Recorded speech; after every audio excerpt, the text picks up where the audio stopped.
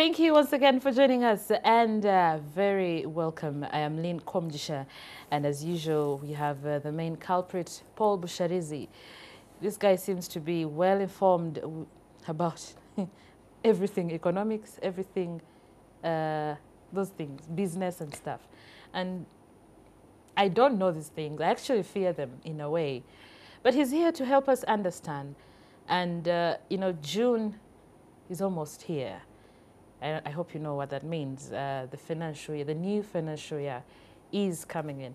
And Paul, thank you so much for joining us again. Thank you, Lynn. And before you could actually sit properly, do you know how far the budget formulation has gone? Well, it's some ministries are putting their positions, bringing, because they brought the initial position, Parliament committees debated them, suggested things. Some ministers are supposed to bring back a refined budget. Ministries are supposed to bring back a refined budget, and that's what they're doing right now. We're expecting a budget of about 28 trillion shillings, which is up about 2 trillion shillings from last year's 26 trillion shillings. Oh, yeah. We are rich. We are a rich country in a way. Absolutely. And talking of the budget, do they ever include foreigners in our budget, in a way? Foreigners? Yes. Like business people, investors?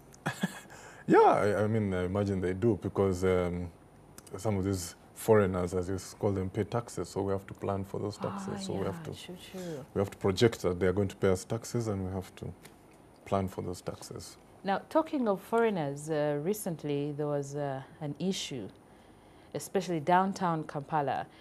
Our local traders and the foreigners, those trading in several hundred things, but foreigners, had issues. They actually, the local traders were protesting against these people.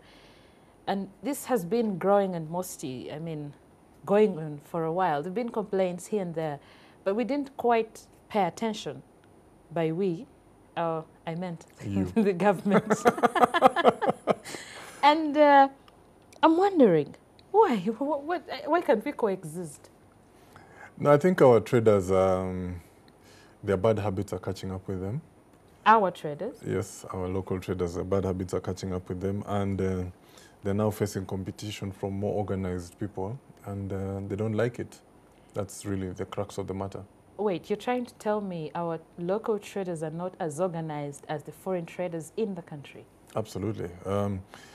What's happening, I mean, what has happened for a long time, and we know it with our traders, is that if I have, if I open up an airtime shop here, my neighbor is going to come and say, hey, it works for Paul, who's going to start an airtime shop here, and another airtime shop, another airtime shop. True. So that, of course, means that, you know, you're competing on a very narrow line. So, for example, if we all are selling shirts, we'll all be selling this shirt. Okay. And it's inefficient, because why don't you come together and you all sell the shirts under one roof, for example? So you split the rent among many guys. Okay. So what the foreigners have done is they come, they look around, they say what is there to sell, what can make money, and then they import, like, for example, in bulk. So instead of having 20 shirts of this kind, the guy maybe has 100 shirts, or maybe he has 100 shirts of different kinds. And then, because he's bought them in bulk, he can sell them cheaper than our guys who keep doing this, and it's catching up with them. So our traders are very annoyed that this is happening, and they don't want those guys in their business. You know, they're saying it is unfair competition. Well, it's competition. It has to be unfair. Somebody has an advantage. And somebody has an advantage. But my worry is these foreigners come in the country as investors.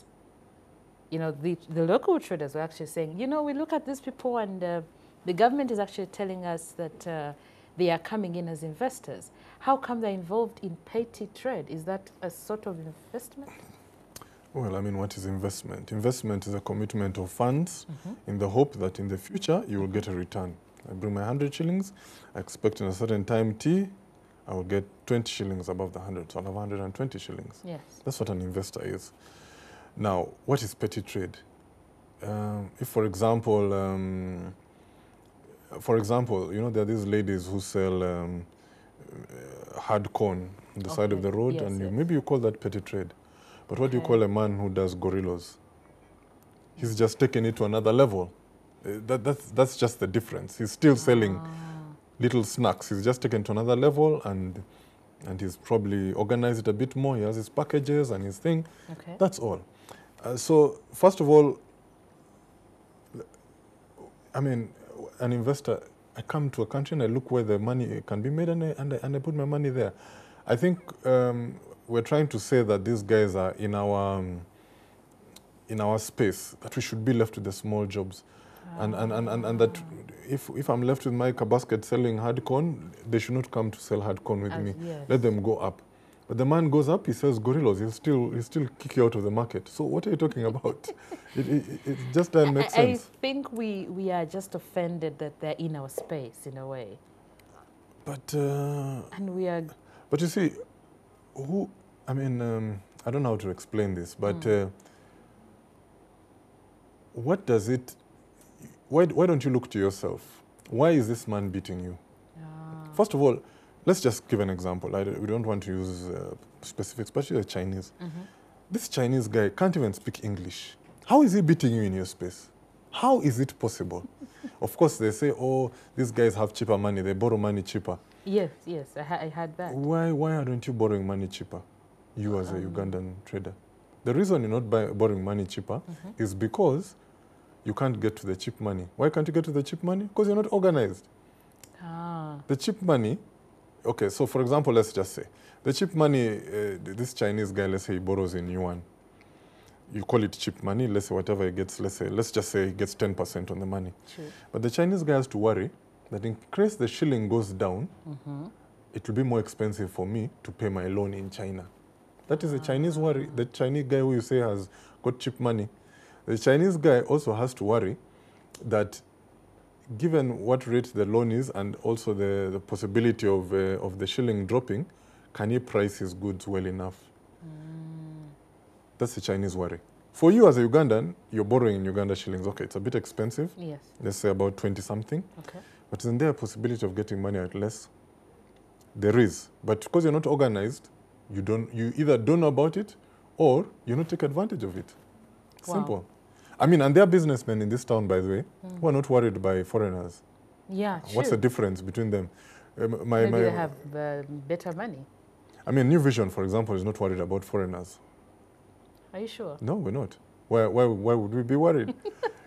we are organized enough that we've made it too expensive for a foreigner to come and start a newspaper in Uganda. So they don't come. All right. You guys who are not organized, the foreigners can see an opening, they jump into the place. So it all comes down to being organized. Absolutely. How does this affect me as a consumer? By the way, as a consumer, a person who buys, you don't care. All you want to do is go to a shop and buy something at a good price. Whether it's a Chinese guy, whether it is a Mongolian, whether it is a Hottentot, you don't care. You just want to buy something. So for the consumer, it's good. Of course, there's a worry that, of course, if these businessmen get get shut out of business, they're also consumers. Then you might have a trouble selling our stuff. But people need to man up. This is it. And there's no going back on this thing. There's no going back. This is how it's going to be, and it's going to get worse. Yes. Okay, and the trader, is he affected in any way? Of course. He's got a risk that his business will shut down. The foreigner? I mean, it's not funny. Or the local? No, the local. Of course, the local. I mean, the foreigners' worry probably is that, politics will the foreigners' worry is that politics will trump good economic common sense. And, politicians will jump up and throw them out. That's the foreigners' worry. Yes. And it's a real worry. But, ideally it shouldn't be a worry. But it's a worry for a foreigner, of course, I can imagine. Okay. Yeah. All right, then, there you have it. Get organized and put your things in order. Man up. Precisely. As simple as that. Wow. Interesting. Thank you so much, Paul. Thank you.